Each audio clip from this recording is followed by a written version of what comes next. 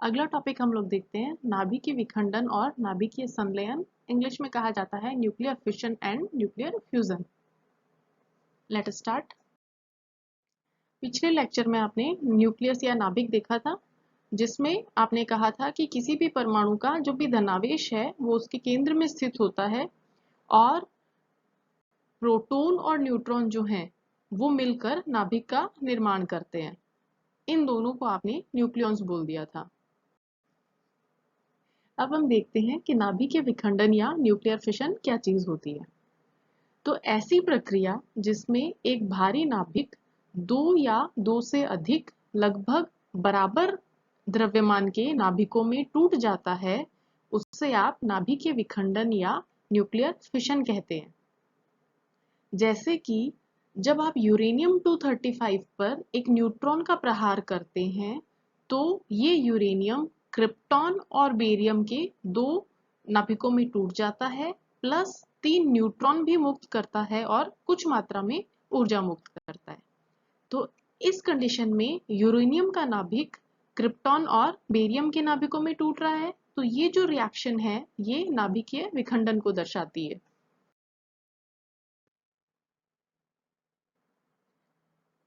अब हम दो चीजें एक साथ देखते हैं कि ये जो विखंडन है ये होता कैसे है और श्रृंखला अभिक्रिया क्या होती है।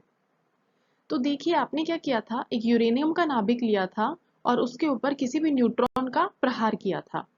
उसके बाद ये क्रिप्टॉन और बेरियम के दो नाभिकों में टूट जाता है, प्लस 3 न्यूट्रॉन मुक्त करता है और कुछ ऊर्जा मुक्त करता है।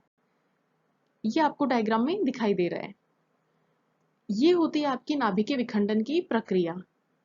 अब क्या होता है, जो 3 न्यूट्रॉन आपके मुक्त हुए थे या आपको जो विखंडन के पश्चात 3 न्यूट्रॉन मिल रहे हैं, ये तीनों न्यूट्रॉन यूरेनियम के 3 और नाभिकों से जाकर टकराते हैं और उनका भी विखंडन कर देते हैं।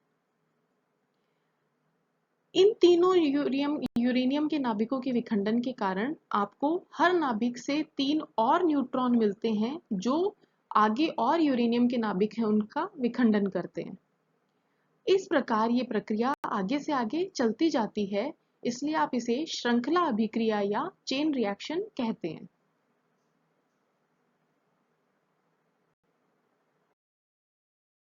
अब हम देखते हैं कि नाभिकीय विखंडन कितने प्रकार का होता है। तो नाभिकीय विखंडन दो प्रकार का होता है, नियंत्रित और अनियंत्रित।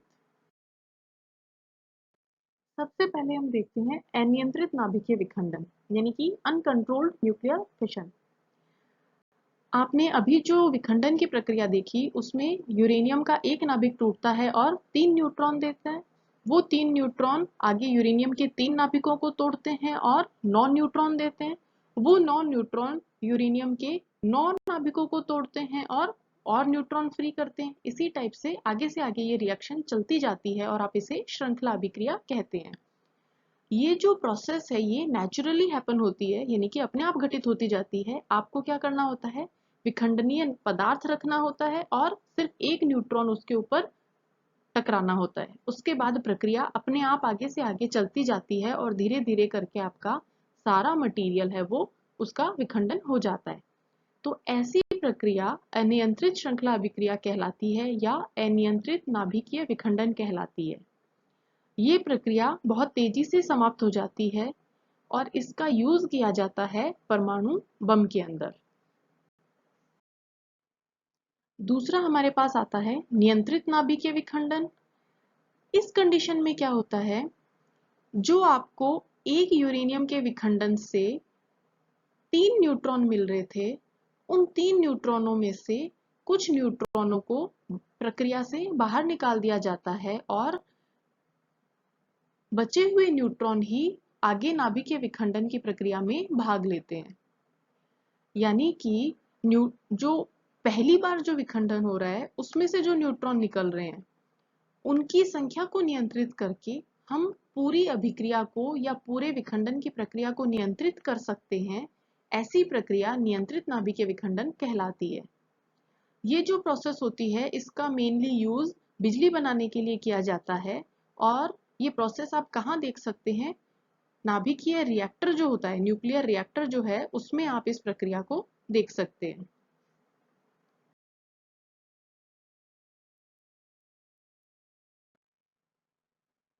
नेक्स्ट टॉपिक हमारे पास आता है न्यूक्लियर फ्यूजन या नाभिकीय संलयन। नाभिकीय विखंडन में क्या हो रहा था, एक भारी नाभिक दो या दो से अधिक हल्के नाभिकों में टूट रहा था। उसका बिल्कुल ऑपोजिट जो प्रोसेस होता है वो नाभिकीय संलयन कहलाता है। इस प्रोसेस में क्या होगा, दो या दो से अधिक हल्के नाभिक मिलकर एक भारी नाभिक को बनाते हैं और ये प्रोसेस नाभिकीय संलयन कहलाती है। अब मान लीजिए कि कोई भी दो नाभिक मिलकर एक बड़ा नाभिक बना रहे हैं, दो छोटे नाभिक या हल्के नाभिक मिलकर एक बड़ा नाभिक बना रहे हैं। संलयन की प्रोसेस में क्या होगा कि जो नाभिक आपने लिए हैं, जो मिलकर बड़ा नाभिक बना रहे हैं, उनका टोटल द्रव्यमान अगर आप देखें, मान लीजिए कि आपने 3 किलो का और 5 किलो के दो नाभिक लिए हैं, तो टोटल द्रव्यमान कितना हो गया, 8 किलो। जो बनने वाला नाभिक है उसका द्रव्यमान 8 किलो के बराबर होना चाहिए, लेकिन वास्तव में उतना नहीं होता, उससे कुछ कम पाया जाता है। और इस द्रव्यमान के संगत जो ऊर्जा उत्पन्न होती है उसे आप संलयन की ऊर्जा कहते हैं। नाभिकीय संलयन की प्रक्रिया तारों में पाई जाती है, यानी कि जो स्टार हम देखते हैं उनमें ये कंटिन्यूअसली जारी रहती है।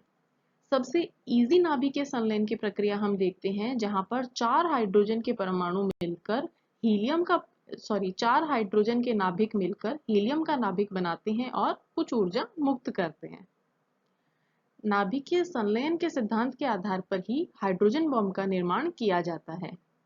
और सबसे बेस्ट एग्जाम्पल जो आप देख सकते हैं अपनी आंखों से, वो आपको मिलता है सूर्य। सूर्य की जो ऊर्जा हमें मिलती है वो भी नाभिकीय संलयन की प्रक्रिया के कारण ही होती है।